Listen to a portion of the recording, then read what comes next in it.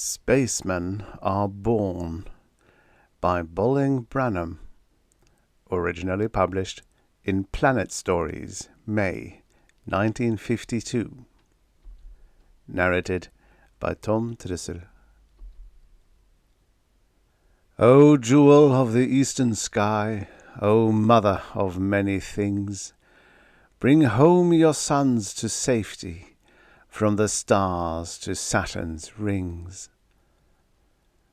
Curse it, I am too old to go to space, and why can't I be content with that? Must I hear the spacemen's songs and the stories they tell, so that the breath of romance aches each day in my bones? For here, on Earth's cool moon, I am as close to the sky as I need be, and the sky is close enough to me. But those spacemen who go to Saturn, they have viewed a scene that exists nowhere else in all our universe, and I think they delight in singing the Saturn home song in my ears and telling me of the wonders of Saturn's skies. For have you ever been to Saturn? No, you needn't go away, for in a moment I'm going to tell the story of Trase Barnes. But in order to understand him, you've got to know about Saturn. For, you see, you're coasting when you come in, riding with idling jets, cutting in under the edge of the outside ring, into the darkness away from the sun. On the fourth day, you go between the big ring and the crepe, and then, when you look above you, you see one magnificent reason why men go to space. There's Saturn. The god of time he is, and you're looking out over the flatness of the rings at the yellow bulk of a planet filling your sky ahead. Yellow, streaked with purple streamers, fading away at the edges into the blackness that is eternal space. Yes, fortunes have been made and lost on trips to Saturn, but no one loses the memory of how it looks when you shoot the rings. Now, about Trase Barnes. Trase was born here on the moon, right in the dispatcher's station, with a pull of artificial gravity helping to push the blood around for the first time in his little squalling body. You know what gravity does for you? Of course, it's the reason that today spacemen are a special breed. Back when every country was racing to get the first rocket on the moon, no one thought much about gravity except how to nullify it. But when the first men got out in space on the way to the moon, they couldn't think much of gravity except how to get back to it. They didn't get back. Nor did the men on the next trip, nor the next 16 brave crews that darted off into the night sky with a howling fire coming out below them. It was number 19 before they found the trouble, for aboard it was the first crew member with spaceman's ear. And don't we know now that spacemen are born? Maybe you know they're born and not made, and maybe you don't know why. I'll tell you then, because my story isn't right without it. Back when I was a kid in Tennessee, I used to raise 1,000 chickens every spring and never lost but a few. But there was one chicken one year that I'll remember for the rest of my days. He never was able to walk. From the time he was hatched, he kept falling on his face or his behind, and rolling over and over, with the other chickens walking on him. So one day I asked the doc what was wrong. No equilibrium, said the doc. And now you know what that means. Right inside his ear the canals were messed up. The canals where liquid rolls around, and this chicken didn't know which way was up. Seems like he didn't have any liquid in there. No liquid at all. Well, that's what makes a spaceman. A man with a normal ear, why, he knows which way is up or down, because the gravity pulls that liquid around in there, and it rolls over those sensory hairs which contact the brain with the latest information. But when the first spaceman got out into space, there wasn't any gravity to pull the liquid, and it charged around in there whichever way it felt like. Up, down, sideways, whichever way they moved their heads, and the walls, sky, the world, just whirled around. They all got sick. Couldn't see, couldn't eat, couldn't move. Most of the first rockets just passed right on by the moon and went out into space, and those that didn't just piled into it head-on, with half-dead men lying at the controls. But in number 19, there was a man who'd always had trouble with his sense of balance, a man who fell easily and hit hard when he went down. That man saved his crew. For when they got out in space, they got sick, like the other 18 crews. But the other man, he just heaved a sigh of relief, just looked out at the sky and the stars and the great big universe of space, and his whole insides cried, "This is for me." Yes, sir, he was a spaceman born, the first spaceman, and he brought that ship back by himself to tell the world that spacemen are born. It was a funny thing, too, for so many of the born spacemen are weaklings, kids who never feel sure of themselves, who never can play hard games because they're always falling down. Other kids always made fun of them, but now these men came into their own. They weren't at home on the Earth, the Moon, Mars, or any planet. Their home was the deep purple nothingness of space. And they built our space colonies and have always run our space lanes. But Trase Barnes wasn't one of them. Like I say, Trace's father was a spaceman, a long, thin giant of a man who loved the sky and lived in it. Trace's mother was like his father, a space woman born, and they lived out there at No Grav City, hung there 50,000 miles away from the moon, where spacemen live without the heavy bonds of gravity. But Mrs. Barnes came into the moon station hospital to have her baby, and naturally she hoped for a son, a spaceman born. But Trace was just as sound as healthy as an Iowa pig in October, and he knew from the beginning which way was up and down. But how he hated it. When Trace's pa came back from a long haul out to Pluto, he had been gone a year and a half, and found out that Trace would never be a spaceman. He broke into tears. Only time he ever cried. Well, they lived with him, and they raised him, here in the gravity of the moon. His pa had to make a living hitching space hulks back and forth in the dark of the sky, but his ma was as kind as ever. She just gritted her teeth and stayed in the gravity with him till he got out of moon station prep school. They finally had another child, a girl, who was a spacewoman born.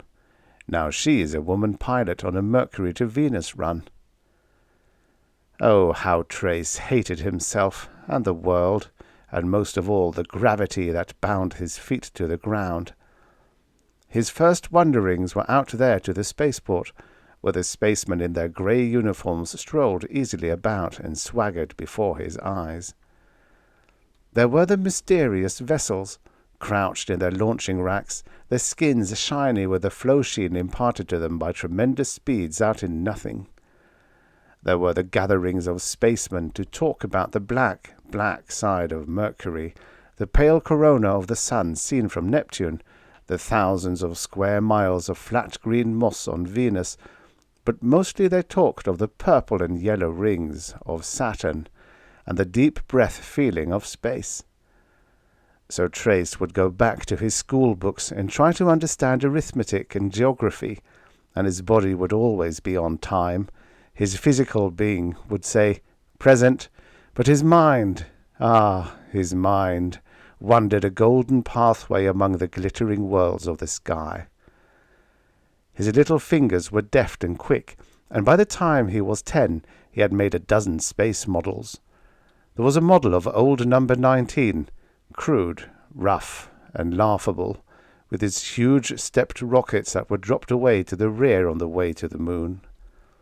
There, beside his school books, was the Adventurer 2, first ship to go inside Mercury's orbit and come back to tell the tale. His walls were lined with pictures of such men as Rack Bartel, the laughing spaceman who rescued the Wooford expedition from the wiles of Titan, and over there was Colombo Dante, the pale little Indian half-breed who held 10 speed records around the solar system that are still unbeaten today. But under his pillow was a picture of Morton Barnes, his father, whose huge, thin face gave the appearance of looking wistfully at the stars. Yet it couldn't have been more wistful than the eyes of Trase. So Trase went on with his growing up, and they told him to study medicine, so he gobbled up his chemistry, his biology, and anthropology, but he studied space math at night. By the time he got out of prep school, he could work some astronav problems in his head and knew the names, tonnages, and horsepower of the 700 models of space vessels without so much as cracking a book. He read a story about a stowaway one day, and then he read it again. It made his mind start working, and began to say to himself, "Maybe they're wrong about my ears. Maybe I would be a good spaceman. If a man's got a mind to be a spaceman, looks like he ought to be able to make himself do it, doesn't it?" The space station doctor spoke sympathetically. "No, Trase. There's very little that can be done. An operation, maybe. But the only doctor I know capable of performing such an operation is on Earth, and it would cost thousands of dollars. No, Trase, be happy, can't you? Most spacemen are not really happy. I think they really envy us gravity-bound people, for they can't ever know a real home. Can't you see the wistfulness in their faces and the haunted look deep back in their eyes?" Yes, Trase could see all that, but to him it was because they saw things that no other man could see. Trase didn't believe the doctor. He had to try it, so he smuggled himself into an airlock one day, grabbed an airsuit, and wandered out on the ground of the moon. Now the moon's got a little gravity, you know. But when Trase got out of the artificial gravity of the moon station, he began to run into trouble. It was all right as long as he stood still, because the little gravity of the moon would pull at the liquid in his ears. But if he moved suddenly, why, it would shake all around in there, and the moon and the stars and the bright big earth over there would whirl in a blaze of light. Then Trase would wake up, lying on his face with his suit messed up from being sick. So Trase figured out a method of training himself. "I'll show him," he would groan through clenched teeth while the sky wheeled around his head. "By the great big bear, I'll show him that a spaceman can be made." His private method of training was to move in exaggerated slow motion, to walk out on the rough ground of the moon and lift one foot so slowly and carefully, with his eyes fixed on one tall spiky peak off the Apennines, and with the crust of Mare Imbrium staying in place. He got where he could cover a mile or two in an Earth-time afternoon, never taking his eyes off the fix on the mountain peak, never moving his head to catch a glimpse of the fiery trails of the space vessels roaring off into the purple-blue sky. And the magic catchphrase would come like a chant from between his twisted lips. "Spacemen are made! Spacemen are made!" He really made a little headway. He got where he could move a little faster, and could occasionally take a quick glance upward at the crystalline patchwork of the sky. And what was that beautiful point of light out there? Trase knew it was Saturn, and his eyes would be fixed upon it as a final mount of redemption, as a supreme goal of a well-lived lifetime.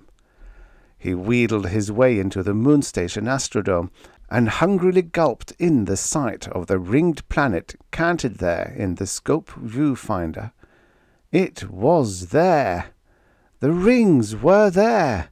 The huge planet was there, but the scope only showed you enough to make it just out of your reach. Tantalizing, torturing, a pearl to melt through your fingers when you reached for it. "Hiya, Saturn," he would cry. "God of time that you are, you've waited a long time for me, but I'll be there." Trase began going to the dispatcher's station, getting the schedules of arrivals and departures and destinations, and figuring the orbits. Then he could tell the exact time the space vessels were due to shoot the rings at Saturn, or burst through the 1,100-mile space between the crepe ring and the middle one. Then he would be sitting there at the scope, imagining that he could see a ship, a so small fleck of blackness skimming across the yellow of the watery hulk of Saturn.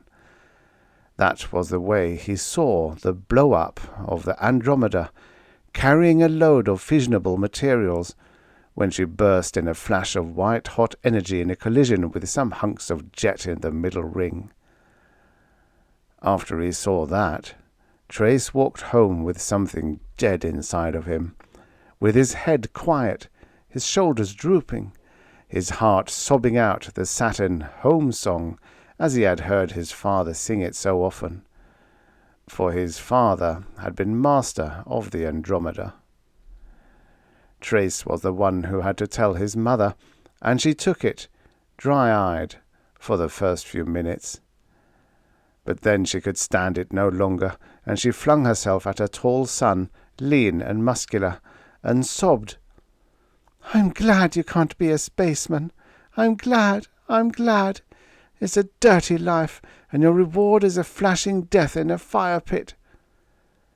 Trase held her while she sobbed out her grief.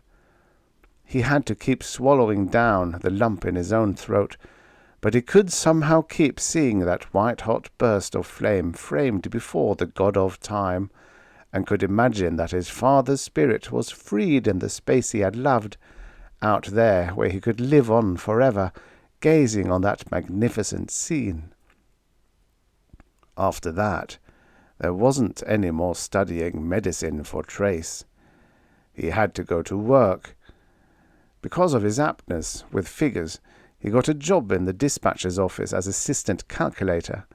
It paid well, but somehow it didn't mean so much anymore, for Trase seemed to be living in an emptiness greater than that of space. He clocked in and clocked out each shift, and his error index was smaller than that of any other clerk in the office. The other clerks used to look at him and grunt, "There goes Trase Barnes. Never a mistake. He's just as infallible as the machine." So he went up, assistant calculator to calculator, to assistant dispatcher to dispatcher. In 7 years he was chief dispatcher, and in 3 more he ran the moon station spaceport. 29 years old, vice president of Airlanes Incorporated, owned a block of Marsopolis Incorporated stock, and had never been off the moon.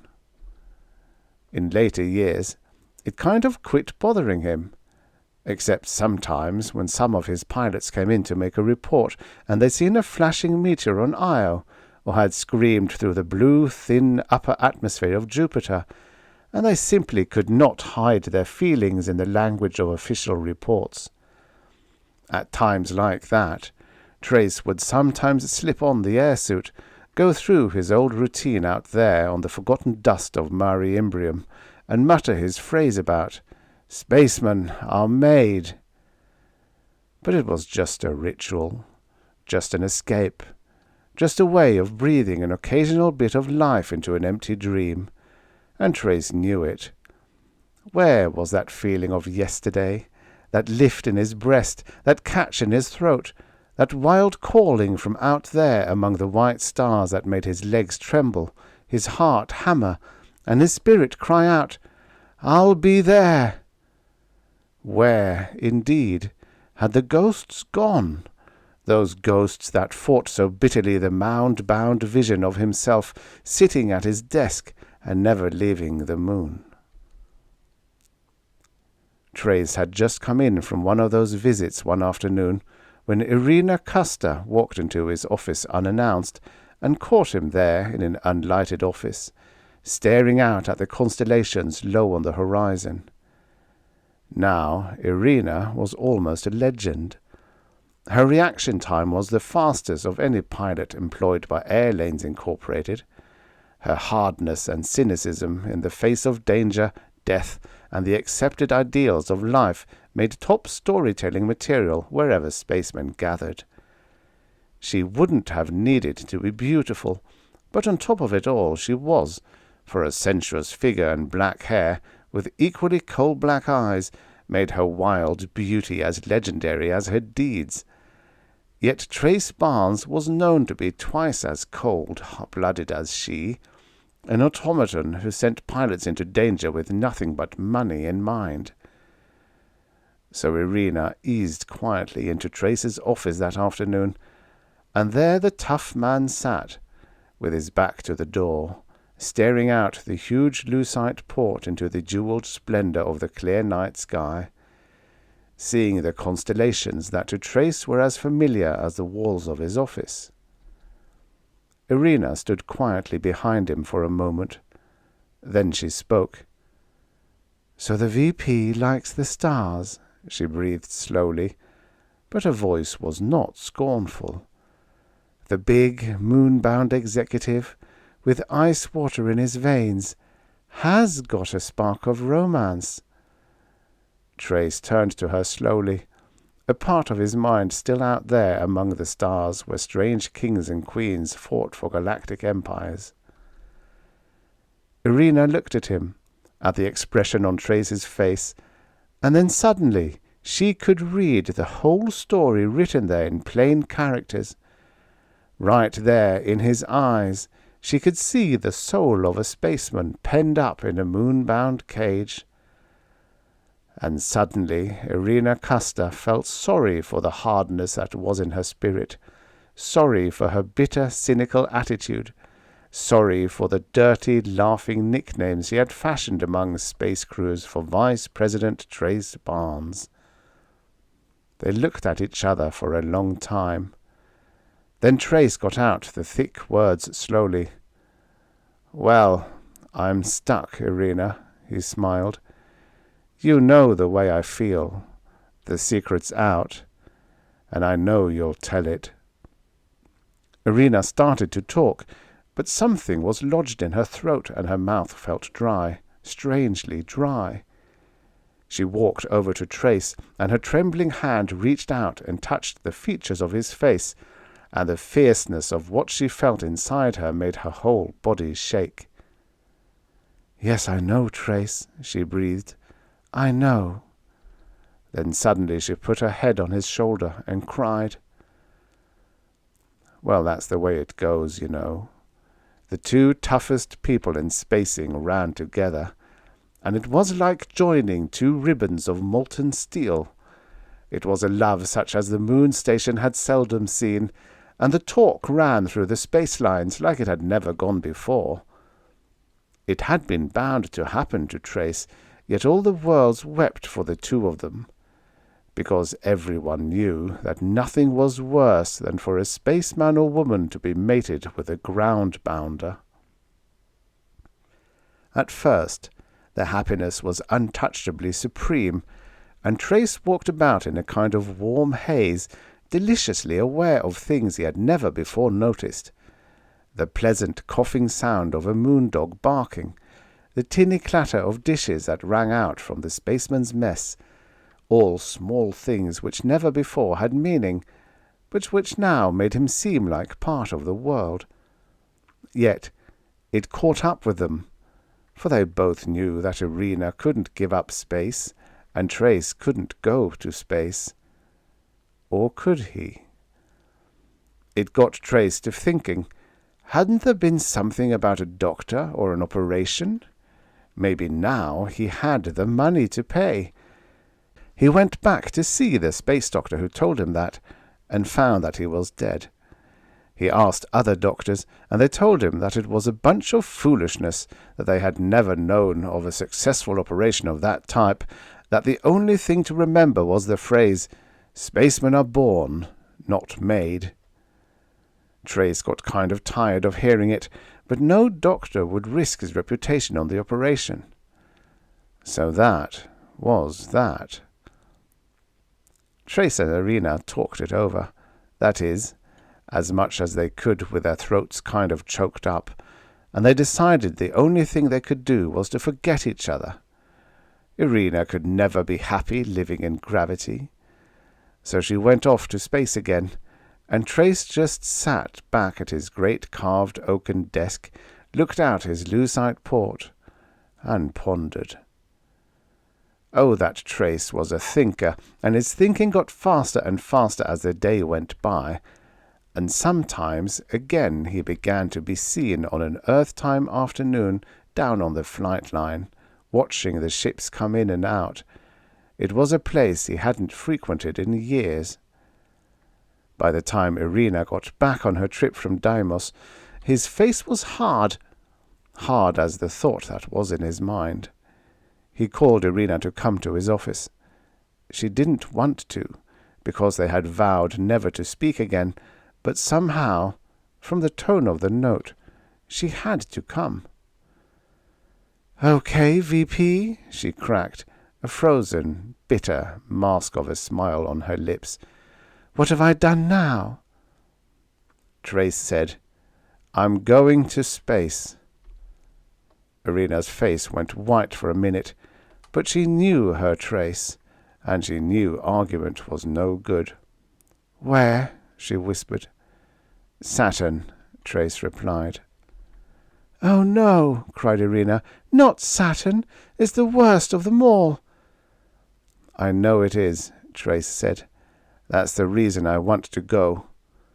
"You'll never come back alive," whispered Irina. "If the sickness doesn't get you, the rings will." "Maybe so, Irina, but I need your help. I've got plans, and I need you. If I make this trip, maybe I can make others. Maybe I can prove that spacemen can be made. But if I can't make it without sickness, I promise you I'll never bother you or ask anything of you again."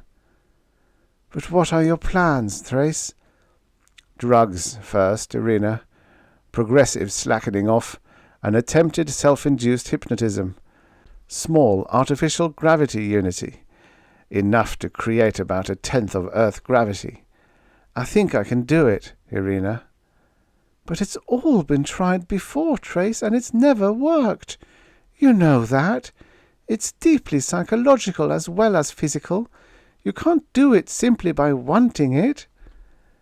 Trase looked long and hard at her. His smile was almost ghastly. "Life is worth nothing to me unless I try it, Irina," he said quietly. So that did it. Trase cashed in his stock in air lanes, bought a ship, and they went to work on it. He couldn't get a first-rate crew because the news got around about what they were trying to do, and no self-respecting spaceman would have anything to do with it.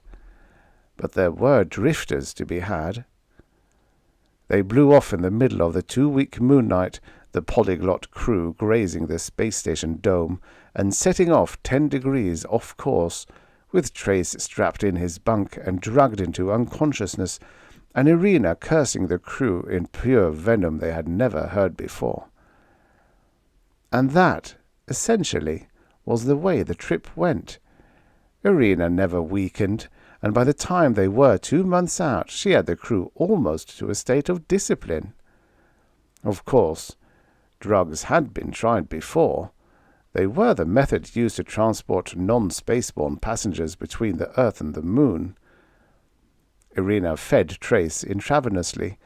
At the end of the 2 months, she turned on the puny artificial gravity system and let him come awake. His first words were, "Where's Saturn?" "Oh, Trase, we haven't even gotten well started yet," Irina cried. Trase came awake. He tried to sit up in his bunk, and fell out lightly on the floor with his whole insides heaving. Irina dosed him up again, and toyed with the idea of turning back.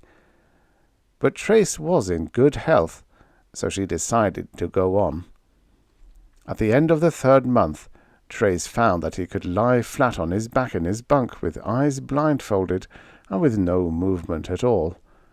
This way, he could stay awake at stated intervals as long as there was no change in course or velocity. Oh, the beauty of open space! Though he couldn't get out of his bunk to see it, Trase knew that they were way out in the middle of nowhere, and Irina would come around to tell him about it. The time passed, and then Saturn began gradually to fill the screen of the ship's vision plate, and Irina began to worry.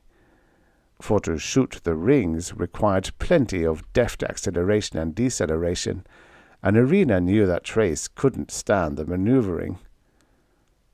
"How about just a look at Saturn from a distance, Trase?" Irina would ask. "We've got to shoot the rings," he would reply grimly. So Irina knew he wouldn't be satisfied with anything less, and she went busily about the procedure of lining up the polyglot crew for the ring shooting. At 50 million miles from Saturn, she fired 2 small braking blasts, and Trase cried out from his bunk and was sick again. She ran back to him and said, "Oh, Trase, let me drug you till we get there." His white, suffering face showed clenched teeth. He grabbed her arm and said, "I'll make it, Irina, I'll make it. Just let me know when the view gets good." So she let him alone and went about the business of braking. She heard no more groans from Trase, but when she went back to see him, there he would be, with his hands gripped until the knuckles showed white, with the bedclothes gripped between his teeth. "I'll make it, Irina," he would gasp. Then sometimes she would hear him cry, "I'll be there, God of time, I'll be there." Space sickness and nausea. Those it doesn't kill generally try to kill themselves. Well, from 50 million miles, it's a 4-day trip to shoot the rings and get started away again, and there was Trase with the universe spinning around his ears, suffering as much as anyone can suffer. They went in under the darkness of the huge outside ring, for the rings were counted at the time almost their total 28 degrees to the ecliptic. And then out of the misery and the eons of suffering, Trase suddenly heard a voice. "Trase, Trase, come to the Astrodome. We're shooting the rings, Trase. We're shooting the rings." Trase prayed. His hands reached out for the bunk straps, and he felt Irina helping him. He had long ago lost everything on his stomach, but the world whirled in a wild clanging clatter of craziness, and he had to be guided along the passageway. "I can't make it," he cried at once, and Irina had to drag him back to his feet.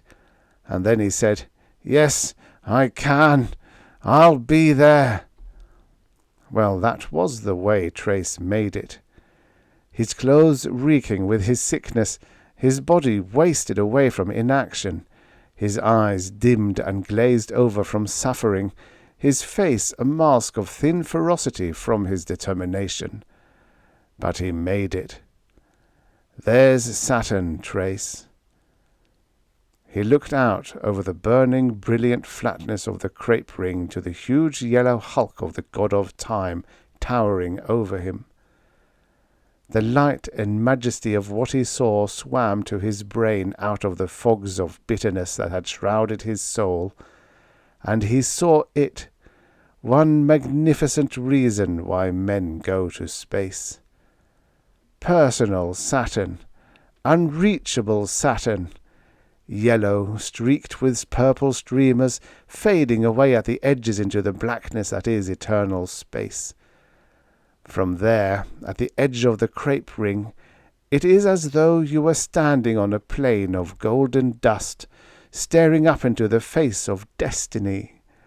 The features of the face are plain, formed out of the whirling evanescent colours of the gases whipped around on the surface by cyclonic winds. You can see rainbows and pots of gold fashioned and then whipped away to change to greater things. The breath of eternal mystery blows on the spirit, and spacemen say you can see anything you desire. The ship lurched this way and that as the jet kept it on its course, and Trase suddenly realized that the sickness had dropped away from him like a fetter. The ship headed back towards Titan for a refueling stop, but Trase sat there and stared at Saturn until the Astrodome got around to the front and the jet trails obscured the view at the rear. He was not sick while he looked at Saturn. His clear-headedness lasted about half an hour. Then Trase got sick again. He was sick for a day and a half, until the ship began to come in on Titan. But the drifter crew had hid out some Mercurian liquor and got drunk before landing. They failed to cut the jets. Irina cursed until the spaceship bulkheads turned red-hot, but she fell and knocked herself out running down from the pilot's compartment to the engine room. And so there was the ship headed wide open into Titan, with the crew drunk, Irina unconscious, and Trase dead sick in his bunk. Well, you'll know now that Trase saved the day. He began to think of Saturn as he had seen it. He staggered down to the engine room, cut the jets, then ran up to the pilot's room where the rough surface of Titan stared him in the face. And he wasn't sick while he thought of Saturn. The ship cracked up, but nobody was killed. They hadn't been able to get any insurance with an unlicensed crew, so that left Trase flat broke. He wasn't a VP anymore since he had no stock in air lanes, and Irina got fired for taking the extended leave. So things were kind of tough for a while, but where are they now? Oh, you've heard all about it. They found a backer, and now they're out on Pluto with a space drive job, getting ready to set out for Centauri. And Trase has never been sick again. What does it prove? Well, see those words written right there over the entrance to the spaceman's mess? Those are the words Trase used when they pulled him out of the wreck on Titan. I'll read them for you. I've seen Saturn, and to you who have seen it, I don't need to say whether spacemen can be made. To others, to millions of youngsters who want to be spacemen, I'll say now that spacemen are born. But to each of them, I'll say this. If you want to be a spaceman, you don't need a spaceman's ear. All you need is a spaceman's soul. So the spaceman took that and added another verse to the Saturn home song. And it's the one that really makes me hurt, because I can't go to space again. Sometimes late at night I hear them singing it from far out on the field when a crew is coming in off a run, and that's when I know you can't stop them. You can't stop the born spacemen until they reach the stars. The verse goes like this. O Saturn, the god of time, may your majesty never fade, for your beauty is final proof. Spacemen are born, not made. The end. Subscribe for your daily stories of futures past. Many of these stories were written in a time where 50 years ago was in the future.